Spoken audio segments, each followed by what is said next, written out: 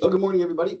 Thank you very much, and Happy New Year. Indeed, middle of January, it just becomes a blur. But it is a new year, new beginnings, and yeah, we look forward to navigating another year. I assure you some entertainment, some drama. I promise you it will be a different year. Every year is different. I said, well, what year did we first use that line? It's going to be this year's going to be different, and it was. It was 2023 after 2022. It was 2023. Yeah, that's I think we lived up to that promise. Anyways, look, we're in the middle of a bull market. They don't ring bells at tops and bottoms. I will say, looking at charts and positions, movement, historic relations, I can certainly see the S&P 500 power up to about 7,500 level. Right now, it is just below 6,000. So I think before this bull market ends, I think minimum we're going to probably see 7,500 on the index. And that's just based on historic returns. Off the bottom, this market is up about 54%. Bull markets tend to see markets rise roughly 100%. As you can see, in the 02 to 07 period, market went up 100. 08 to 2020, it went up 400%. Then 100% down in 2022, and now we're setting the stage for a 64% advance. So market breathes, companies breathe, advance, consolidate, two steps forward, a step back, surprise along the way. Obviously, we have a new president coming in, has some concerns around tariffs, around taxes, around protectionism. All that stuff does get distilled into company valuations and flow of capital. What I will say about flow of capital, before I get into the presentation too deeply, is money is leaving Canada. That trend certainly was very prevalent last year. We'll see if it continues this year. But the US dollar reigns supreme, and the US economy reigns supreme. And US interest rates are basically the highest in the world. And rates through the bond market, not the central bank, because the bond market controls interest rates, have taken interest rates up significantly since interest rates have fallen at the short end of the curve. So it seems to be a contradictory statement, but it's not. The central bank controls the overnight lending rate, the 30-day money, and that's it. The bond market, from that point, looks forward and looks at economic activity, balance sheets, risk, and prices accordingly. Supply and demand ultimately is what drives prices of bonds, supply and demand. On that note, Jack, in terms of debt, is there an increase in it right now? There has been, and that's part of the concern, I guess, for rising interest rates. So for bond investors to demand more bonds, there's more supply coming to the market. So for bond investors to actually want that supply, they're requiring higher interest rates, and it's called the term premium. So they're requiring higher interest rates at the far end of the curve, the 10-year money, 30-year money, yeah. Anyway, I got some charts for you. Fantastic work from JP Morgan. Thank you, JP Morgan, for this work. Just a historic look of the market going back 40 some odd years. We talked briefly about it, advance, consolidate. Right here, the market's trading at 21 times earnings, which is not cheap, but it's not nosebleed levels. When I got into the business, the market was trading probably closer to 30 times earnings. And you have two places to place your money, and they're always competing, stocks and bonds. They always compete for your capital. If interest rates are high enough, you buy bonds. If valuations in equities are reasonable, you buy equities, or a balance thereof. In the year 2000, during the first tech advance of significance, the market was trading 25 times earnings. The Nasdaq had a lot of negative E under the P, so a lot of Nasdaq companies weren't even making money, which is not the case today. But interest rates in 2000 were 6.2%. Today they're 4.6%, so that's almost 30% cheaper. Call it 25% cheaper, and the market is cheaper. So market's not cheap. 4.6% is interesting, but it's not compelling long term. I guess the point I'm going to make is markets still can rise based on this factor alone, the P ratio and interest rates, 25, 30%. 30% on 6,000 to get you to 7,800 on the S&P. Back to my 7,500 target. This shows you some valuation metrics. Right now, we are trading at the higher end of the range, but peak was over here in 2000. So, we have to all be conscious of that. Why is the market trading at such a valuation? I'm going to say because the economic prospects are promising. And I'm also going to say because earnings are rising. The S&P is expected to see its earnings, that's the 500 companies collectively, earnings to rise this year. Expectations are for about 11%. And if earnings rise 11%, the market can rise 11%. 11% of 6,000 would be another, call it 700 points. That gets you to 6,700. Next year it does the same. My 7,500 comes in again. So interesting how that 7,500 seems to be a number that I can work around with math. Shows you a little bit of valuations. R squared, not for this conversation. I just threw it in the slide deck just because. Forward returns do matter based on current valuation, but there's a in the market, price really doesn't matter until it does. So again, a bit of a contradictory statement. I've seen low expectations for market returns many a times, and those pundits have been embarrassed, shall I say. Warren Buffett included. He once said the market returns could be about 7%, and he said that about 15 years ago, and I think it's proved quite wrong. The other part of that valuation equation is you have, I gotta say, the Magnificent Seven or Magnificent 10, whatever the number is, they're really dragging up that multiple. If you take the broad market, the S&P 500, and there's some slides on it later, those valuations are not that expensive, and you have market breadth that's starting to broaden out. So other companies are participating other than the Magnificent Seven.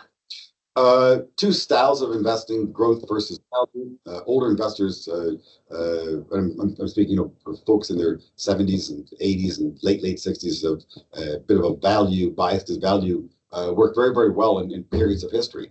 The last 15 years, value sort of has been off the table, but in the 80s and 70s, value did matter. And value does matter at the end of the day, but value is basically cheap companies that spit out cash flow. Tobacco stocks, oil stocks, banks, not really, but sort of. Value stocks tend to pay high dividends. Value stocks tend not to have sales growth.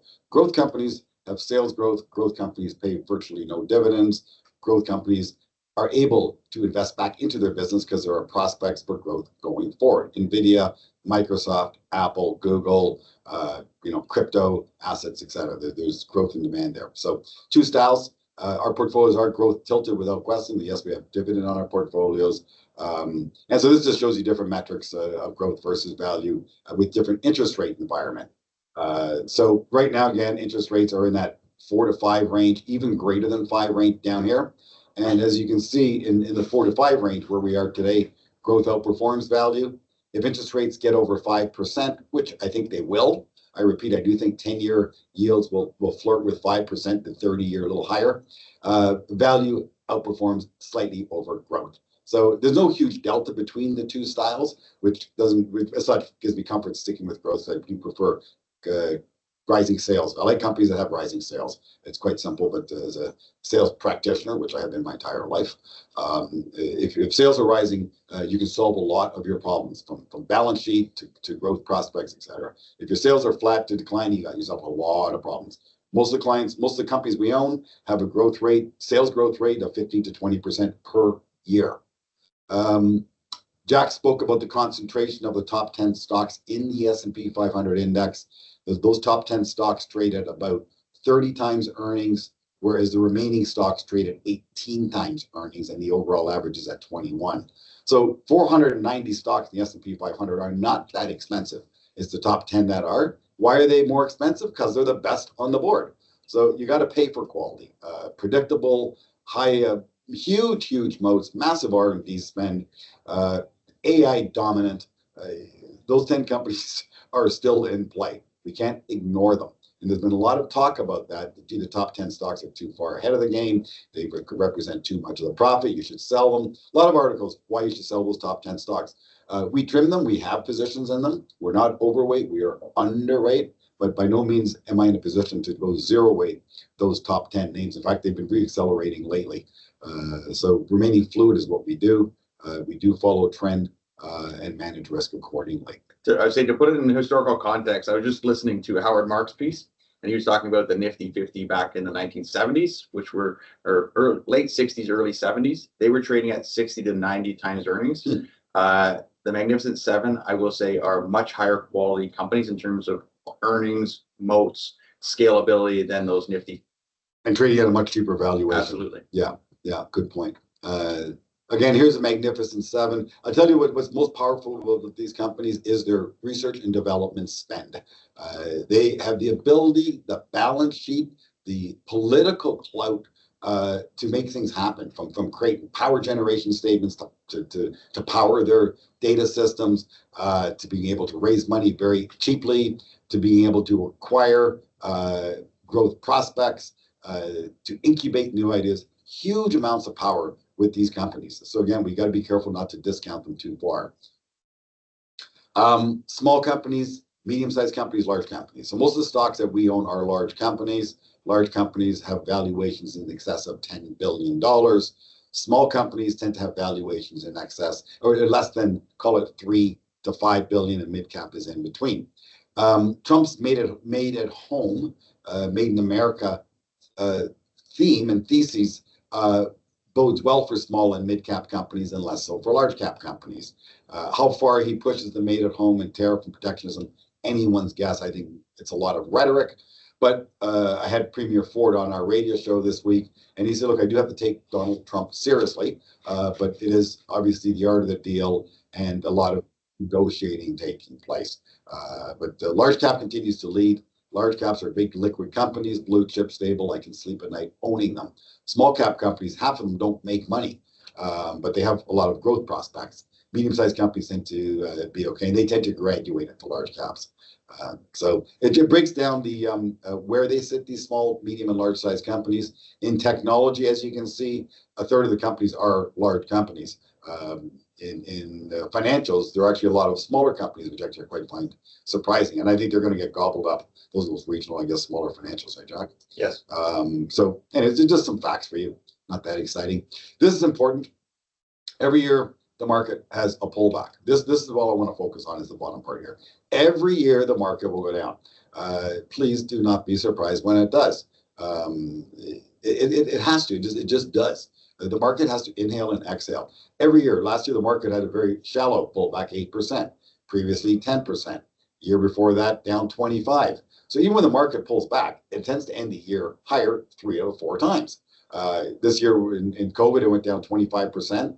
And that was COVID. Yeah. That was 2022. That was 2022. Sorry, COVID is over here. Yeah. Down 34%. That was a wild year, eh, guys? During COVID, market fell 34%. The cavalry came in, ended the year up 16%. Those who panicked and sold really felt the pain, probably never got back into the market to participate in this action. But again, these dots, the red dots, show you the intra-year pullbacks. It is the price to pay for returns that are twice that of bonds. Stocks outperform bonds over time 2-1. And I have a better chart on here that shows you, in fact, you can lose less money in the stock market over a 20-year period, i.e. you can lose more money or have a lower return over a 20-year period than you can in the stock market. It's very powerful. I'll show it to you in a second. In the United States, yeah, there's a lot of debt in the United States, but household net worth has never been higher. This is a number I've been tracking my entire career. And when I got onto Bay Street, the American net worth, total assets, was about 75 trillion. And shooting towards 100 trillion was historic. Well, it did that, I don't know, probably about 5-6 years thereafter, and then added another 100 trillion onto it in about 10 or 12 years. So lots of equity in people's homes, 28% of their net worth, but 43% is in the stuff that Jack and I pay a lot of attention to, plus pension funds. So lots of money in the United States, and fewer companies to invest. Part of another discussion. Debt service ratios, not a problem. The delinquencies are not a problem, so people are making their payments until you get to that lower tier consumer that ends up with big car loans and credit card debt. So it's this consumer here that's in trouble. But in the main, overall household debt service ratio, not a problem. 11% of American income service their debt. It's been as high as 16% in the financial crisis. So balance sheets have improved and are very manageable in the United States. Consumer confidence. This is one where it's a contrarian indicator. When consumers are too excited, the market tends to be at the top. When consumers are too negative, the market tends to be at the bottom. Market is forward-looking. Consumer tends to read front page. Market's forward-looking, 6 to 9 months. So you sell page 1, you buy page 15. So we're right here right now. So it's not a matter of peak or trough. We're right in the middle of a bull market. Bull markets continue. Talked about capital spending, R&D, being driven by tech companies. They are the growth of the future. They have such clout and so much cash flow. The profitability of Apple, Google, Microsoft per annum is about $100 billion a year of profit. Those Magnificent Seven, the bulk of them on average, earn $100 billion a year of net profit. That's $2 billion a week. What do they do with all of that cash? Yeah, they can buy back stock. They don't issue dividends. They invest it back in the business. And so if you look at technology and how fascinating technology is, try to replicate an iPhone. Good luck. Try to make yourself a semiconductor. Good luck. The capital intensive moats, the technology, what's the word I'm looking I say the access to energy. They just refurbished the 3 Mile Island, which is. I think that got mothballed that idea, but they pushed it. I think they're not going through with it for the. Or anyways, but yeah. Either way, they have scale that has access to energy that others don't. The employment situation in the United States is fine. Up here in Canada, not as good, and it is a tale of two economies without question. Canadian economy is sputtering. U.S. economy is doing very fine. We just got some employment data this week. It was better than expected, correct, Jack? It was, which knocked the market down. But when you look at that chart, what you see is a healthy employment situation. It's not overheating, which causes inflation, but it's relatively stable, and I'm going to say improving. Labor demand. This one's fun. I like this one. The JOLTS quits ratio. When everything is rosy, employees feel confident that they can find another job, and they're willing to quit their job in search of a new job. Well, that enthusiasm has waned, which is actually a really good thing. We have a few builders as clients, and builders are saying they're able to hire tradespeople at a decent, 15, 20% discount from peak rates. 2x4 prices have come down, and so things are easing on the inflation front when it comes to labor, when it comes to certainly building materials. Layoffs remain, reasonable. Job openings have also fallen, so you are seeing a moderation in the U.S. economy, but by no means a dire situation. There's supply rates for labor. You can digest that stuff. It's not that exciting. This I enjoy. Value stock is oil. Oil is dirty. Makes the world hotter. But we need it and we use it. Each and every one of us burns carbon. All of us. There's not a person on this call that doesn't burn carbon. In the United States, they are burning about 18, 19 million barrels per day. Millions of barrels. 19 million. As high as 22 million in 24, 23 expected this year, which is higher, 18 and 19 to 20. Oh, no, there's your average production. Oh, production, excuse me. Thank you, Jack. 20 million, there we go. 20 million, pretty steady. That's what Americans are consuming. China is on the uptick, 14 million barrels a day to 16 million barrels a day. India, 5 to 5.8. The planet, 100 million. There's COVID dropping down. That's when oil went free. So oil consumption fell 10%. Price of a barrel went 0. Unbelievable. Okay? Boy, oh boy, a small change in demand. Anyways, came back 97, back to 100. And it's expected that we're going to burn 104 million barrels a day. Reflect back to science in the 70s and 80s. Energy crises, the world's running out of oil. Well, technology changed that thesis. But at some point, you got to think the world does run out of oil. Harder to find, without question. Stable supply, hard to find. Quite bullish for the Canadian economy, but we need to see a pivot. I'm going to tell you, the only thing I see that gets oil higher, supply demand put aside, it's the U.S. buck. When the U.S. dollar finally rolls over, then you're going to see all commodities rise, oil included. Strong U.S. dollar means that Canadians are fine to accept a slightly lower price because they're being paid in U.S. bucks. When they convert it back into our Mexican peso at 69 cents, they're good. But when the U.S. buck goes down, they're going to demand higher oil prices. That's sort of how it works in a grand scheme of things. When that happens, I don't know. My guess may be at the end of the decade, and that'll basically be when the U.S. market ends. When the U.S. market ends, U.S. dollar will sell off, commodities will go, Canada will kick back into gear. So that'll be the next massive macro move, long book, long game plan that we have in our playbooks. It's just secular speak. Next 10-year play, but that's not for several years. Anyways, between now and then, the world will keep using more oil. Drill, baby, drill, says Trump. Onshoring. We'll see, of course, what happens with our trade relations with them. But ultimately, Canada needs to get its oil out of to us. We need a second customer. We have one customer, it's the Americans. We need to open up to the Europeans. That'll be more at the federal level, for LNG facilities, shipping by tanker. That requires political change. Hopefully, we have some political change upon us. The Canadian dollar wants it, that's for sure. That's part of the reason why the Canadian dollar is down. Oil is going to remain tight, I think, in terms of supply, pushing price high. You see, we're not drilling for a ton of drill. So drill, baby, drill. Here's amount of oil rigs out in the field, and active is blue. Million barrels numbers of active rigs down. So your active rigs are down. Oh, there's your inventories now. And if you look at the chart, you can basically see it's down. We're not drilling for as much oil. Electricity consumption. This is interesting. This is pretty wild, eh? So this is all about AI and crypto, mainly artificial intelligence. And by the way, we're all responsible for this. When we click on our app, that app is going to a database, probably in California, reroute it around the world, computate it, and then giving you your answer, whatever it is. So every time you use Google, you're using AI. You use chat using AI. Just use a silly old app, you're using AI. Driving electrical demand, believe it or not. But just look at the forecast for electricity demand. It's just incredible. This is a huge runway for anything electrical. We own some electrical companies that are involved in building out the grid to making circuits and the likes. So great runway in the creation of electricity, period.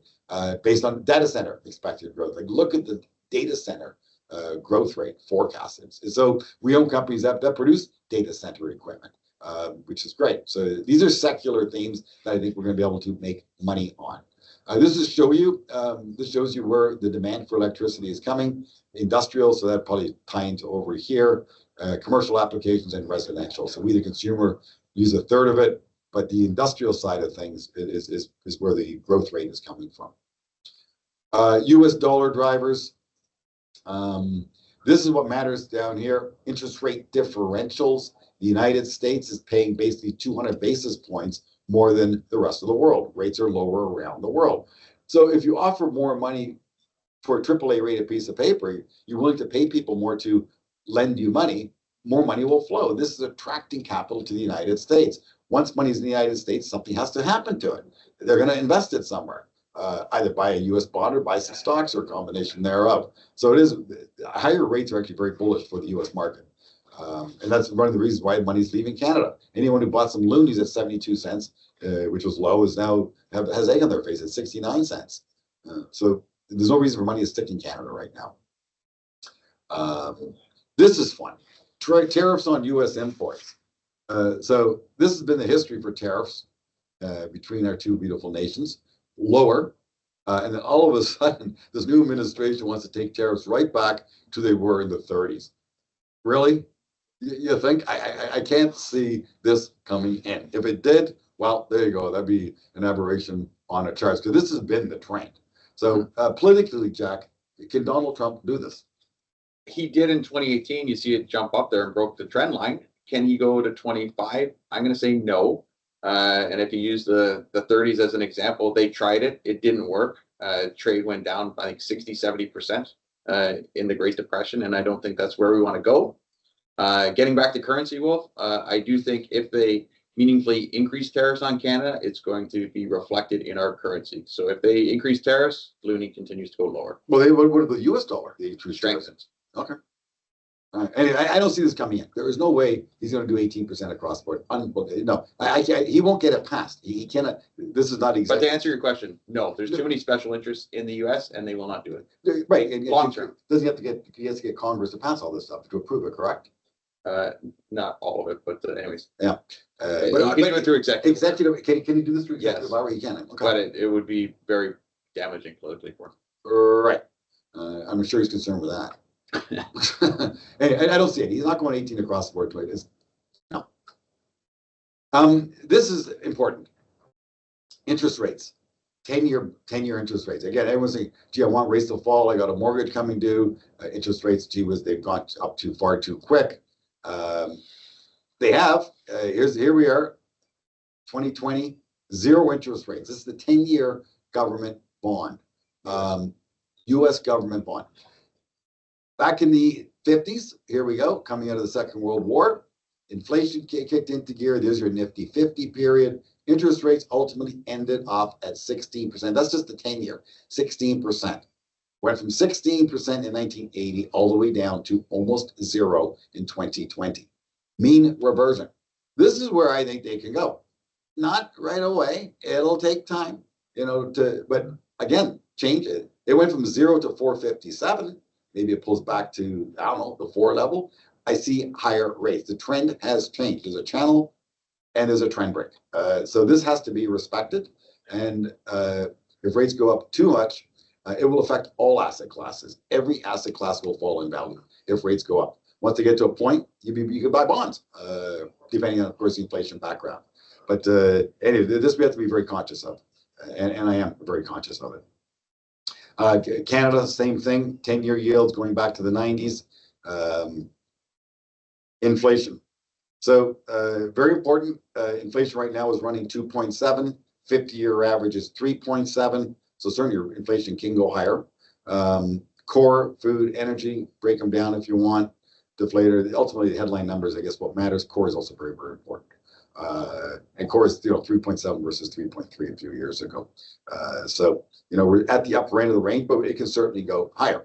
I think the world is flat. I do think the Walmart effect, technology effect will help keep inflation under control. So I'm not as concerned with inflation running out of control when it comes to interest rates. I am with interest rates, even when lending money to the government, you should still have a real rate of return.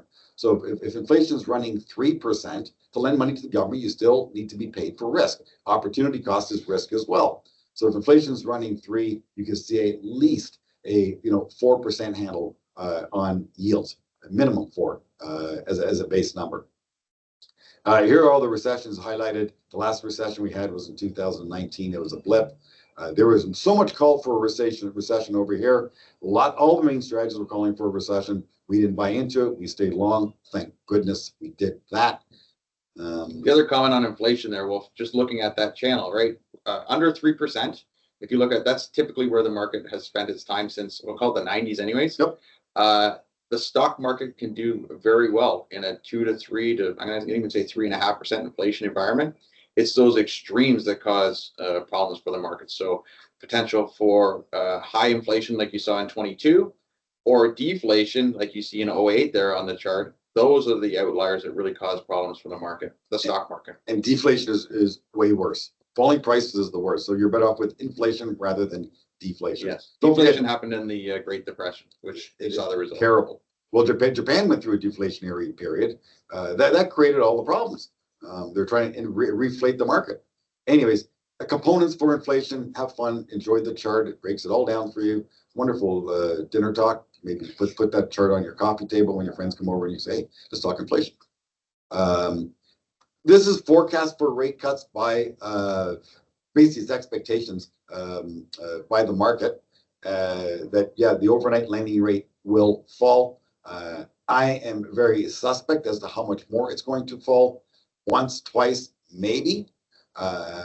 It expects to go down to 3%. What is it right now, Jack, the overnight lending rate? In the US? Yeah, you're probably closer to 4.6.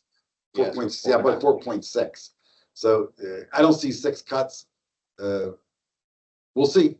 We will see. I would say that chart has actually been adjusted since it's been printed. So it has not yet. It has not been a very good forecaster because it's been quite inaccurate. But it's something that the market does pay attention to. As you can see, inflation interest rates, they have ticked higher from where they were. Downward channel, trend break, higher. Inflation goes up, interest rates go up. So it is directly correlated. This is showing you basically some dynamics of bonds versus stocks. Shows you delta. I'll tell you the best thing on this chart here is from a business point of view, from a bull market point of view, what does a company have to spend? It's called a credit spread. What does a company have to spend over a government piece of paper? Spreads are very tight, which means the market is acting and is very, very well lubricated and very fluid. Corps don't have to pay a huge premium to borrow money. So on average, U.S. corps are paying about 5%. Where is the government bond here? Yeah, 5%, whereas a 5-year government's 4.3. Corporates are 5.3 versus 4.3 on a government, 100 basis points over. Sorry for that. So anyways, the economy is very, very fluid. Balance sheets are fine. Companies aren't being squeezed. So if rates do rise, companies have room to maneuver is what I'm saying. Corporate credit spreads right here. So here you had the financial crisis. Corporate spreads widened massively out, put lots of risk on corporate balance sheets. Obviously, a lot of this was banks themselves. You saw them widening out over here during the pandemic. Spreads widened out. Then they've normalized. So this is very important. Companies need to be able to borrow money to expand their business. Excuse me. Default, I think you have a chart on default rate. Defaults are very, very low, which is good. Global fixed income. Here's the size of the debt market. If you want to see that, it's quite fun. U.S. debt's about 56 trillion. The rest of the developed world is 50 trillion. Emerging markets 40. So on this planet, there's only about 140 trillion dollars of debt. Can you make reference to that number? I can. It's just a big number. 140 trillion. Global economy is running at, what is it, Jack? It's about 80 trillion dollars, I think. Yeah, sounds right. 80, 90 trillion dollars for the global economy. I think U.S. economy is about 20 trillion. I think 30 trillion. Yeah. Just yield curves. As you see, this is just showing you rates going up. Tax equivalent yield, so triple B paper. So that's right borderline junk. If you lend a triple B money, they'll pay you 8% for 20 years. If you lend the money for 20, they'll pay you 7.5. If you lend the money for 10 years, they will pay you 6.5. So that is borderline junk paper. That's still investment grade paper at the lowest level. AAA paper, which is government paper, at 10 years will pay you 5. So you can give them, and the curve is done. So you can give the government money, 10 years, it's flirting with 5, is not there yet.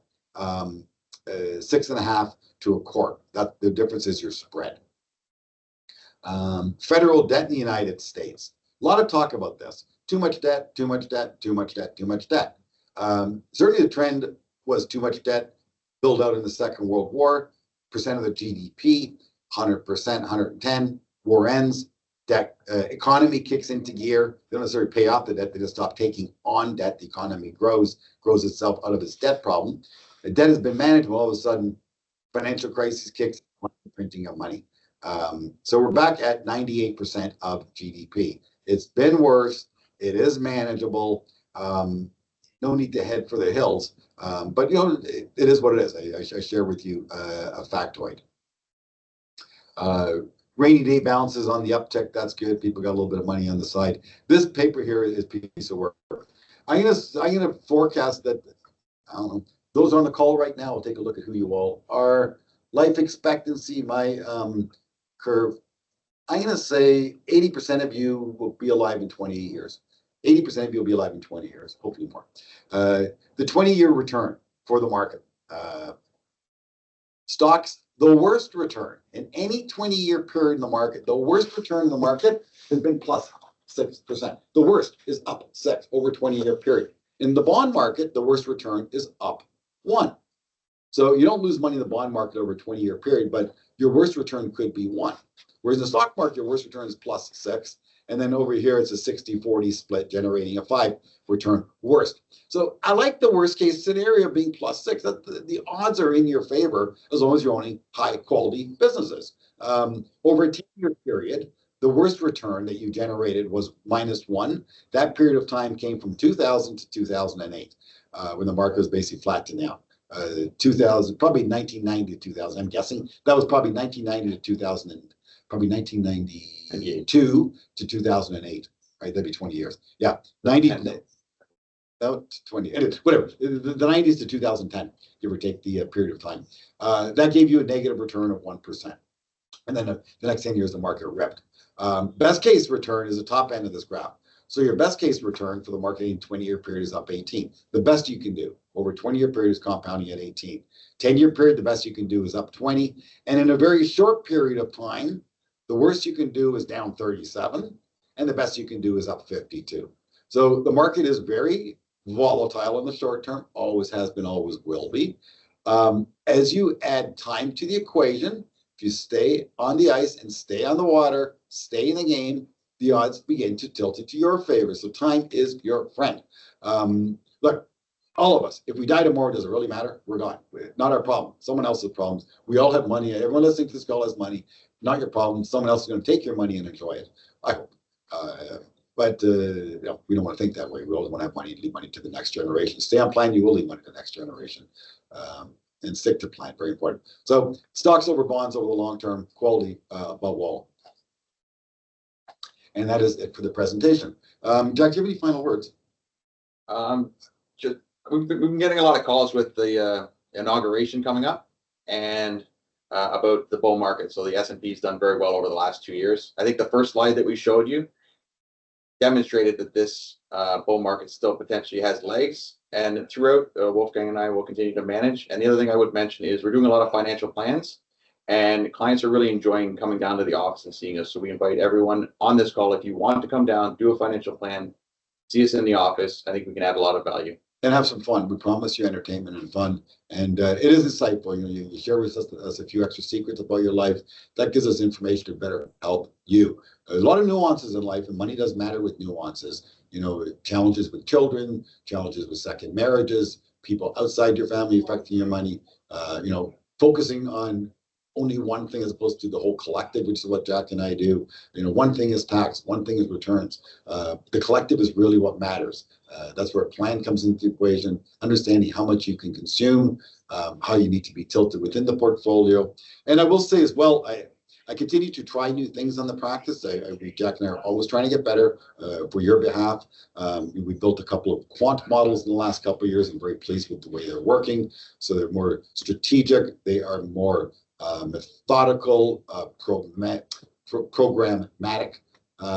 although very live and managed by Jack and I at all times. But the tightening up a sandbox can really help returns and volatility.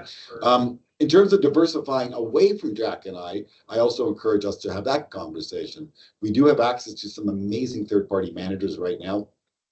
I've given a little bit of my money to Morgan Stanley. I did it before.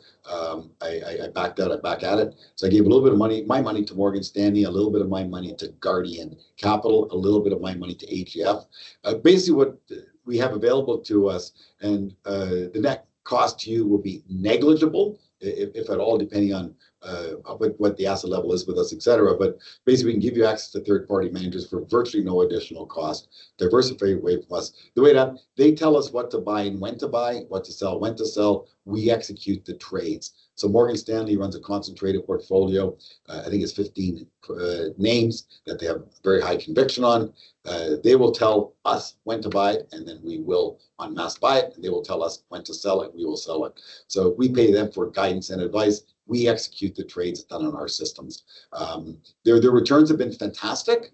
And again, they have a different approach and a different style than Jack and I. So they view the world differently. Diversity does matter. So we can further diversify your portfolios that way. Happy to have that conversation with you. And again, Jack's point about please come on in and see us anytime. Doors always open for you. We love intimate conversations. We like learning more about your family and how we can better serve you. We have a lot of resources available to you here. Access to great lawyers, accountants outside the office, within the firm, fantastic financial planning department, risk management department, insurance, estate planning. All that stuff really, really matters. We want to help you grow wealth, net of inflation, net of taxes, and make sure that you have a beautiful legacy to leave behind. But at the same time, being able to enjoy your money. And we can also make sure that you are properly enjoying your money, that maybe spend a little more, depending on each individual. So it's a delight to be able to service you once again. I want to wish you success for 2025, success to our practice, because as we go, we all go. We're all in it together. I do remain the largest client in the practice. I really care. But as a captain, I will go down with a ship. It may go down. This baby's going to float. Float, baby, float. So please, any questions, let us know. And thank you.